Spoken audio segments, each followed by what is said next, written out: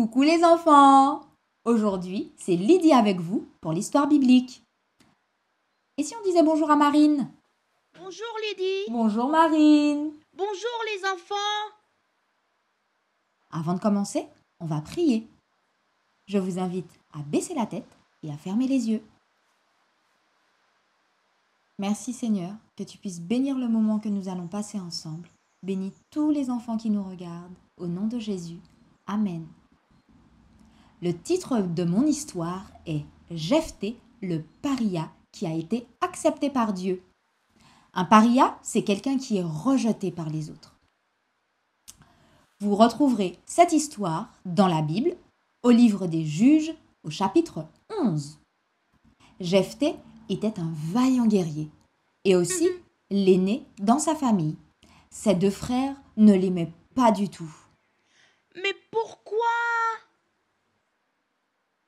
Tu sais, Jephté et ses frères avaient le même papa qui s'appelait Galaad, mais pas la même maman. À chaque fois que les frères de Jephté le regardaient, Jephté ressentait de la haine dans leurs yeux. La haine? Il se disait en lui-même: pourquoi il ne m'aime pas? Je n'ai rien fait. J'ai peur qu'il me tape. J'ai peur qu'il se débarrasse de moi. Des fois, à l'école, les copains ne veulent pas jouer avec moi. Ils se moquent de moi et j'ai l'impression qu'ils ne m'aiment pas beaucoup. Oh, Marine, ça doit être dur pour toi. Mais tu sais, Dieu t'aime comme tu es. Et il aimait Jephté qui était si malheureux chez lui. Un jour, une grosse dispute a éclaté. À ton avis, Marine, est-ce que tu sais pourquoi? Alors, ils veulent pas partager les jouets avec lui peut-être? Ah, Marine, effectivement, il ne voulait pas partager. Mais pas les jouets, il ne voulait pas partager leur héritage. Et oui, Jephté était le plus grand, c'était l'aîné. Il avait donc droit à une plus grosse partie d'héritage.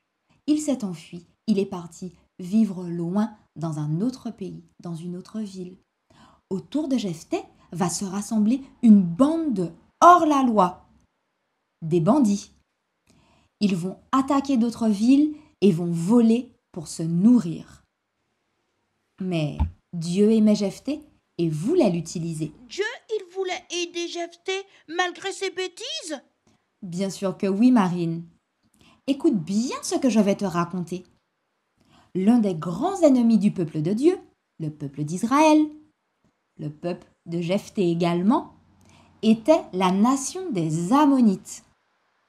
Un jour, les Ammonites vont déclarer la guerre au peuple d'Israël. Ils étaient forts, les Ammonites. Le chef du peuple d'Israël se dira: ah là là là là là là, il nous faut quelqu'un de fort, il nous faut quelqu'un qui est capable de mener cette bataille.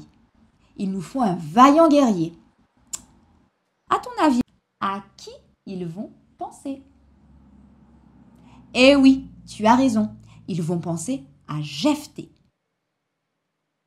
Le peuple d'Israël va donc envoyer un messager. Un messager, à cette époque, il y a très longtemps bien sûr, il n'y avait pas de téléphone portable.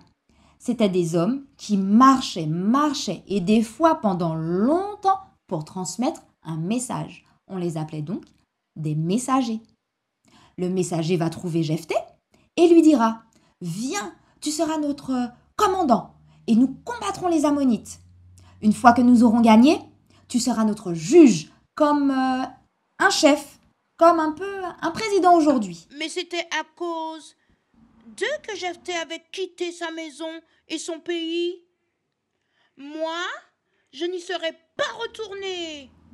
Tu sais, Marine, Dieu a aidé Jephté à prendre la bonne décision. Mais je ne te cache pas qu'il a pensé un peu comme toi au départ. Il est préférable de pardonner à ceux qui nous ont fait du mal, et Dieu peut nous aider à pardonner. Alors, Jephté a accepté et on l'a nommé chef. Dieu a permis un grand changement dans la vie de Jephté. Il a d'abord été rejeté, maltraité par ses frères. Ensuite, exilé, loin de sa famille, loin de son pays. Et puis, hors la loi. Et il devient général de l'armée. Jephthé a d'abord essayé de faire la paix avec les Ammonites, mais rien à faire. Il ne voulait pas. Il y eut alors une grande bataille. Et tu sais ce que nous dit la Bible là-dessus? L'Esprit de l'Éternel donna à Jephthé de vaincre les Ammonites. Et oui, Jephthé a remporté la bataille. Il a gagné, mais attention, c'est grâce au Saint-Esprit qui a aidé et fortifié Jephthé. Le pays a retrouvé la paix et Jephthé est devenu juge, tu te souviens, comme une sorte de président, et a dirigé le pays pendant 6 années. Alors Marine, tu en penses quoi de mon histoire? C'est merveilleux. J'ai compris que Dieu accepte et aime tous les hommes. C'est vraiment merveilleux. Exactement. Peu importe ce que les copains disent de toi, Dieu t'aime quand même. Et tu sais quoi?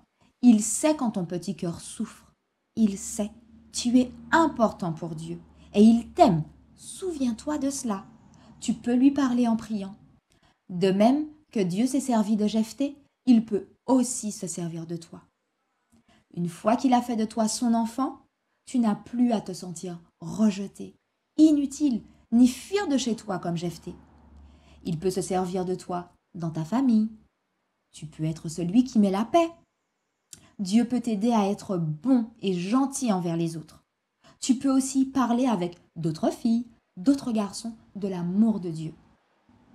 Comme Jephthé, tu peux aider les autres. J'aimerais te laisser avec un verset, et c'est celui-là que tu devras apprendre. Revenez à l'Éternel, lui qui est votre Dieu, car il est plein de grâce. Joël 2, verset 13. Je reprends une dernière fois. Revenez à l'Éternel, lui qui est votre Dieu et plein de grâce. Joël 2, verset 13. Allez, je vous laisse. Au revoir les enfants. À bientôt pour une nouvelle histoire. Au revoir les enfants. À demain pour une autre histoire de la Bible. Au revoir, au revoir. Bisous, bisous.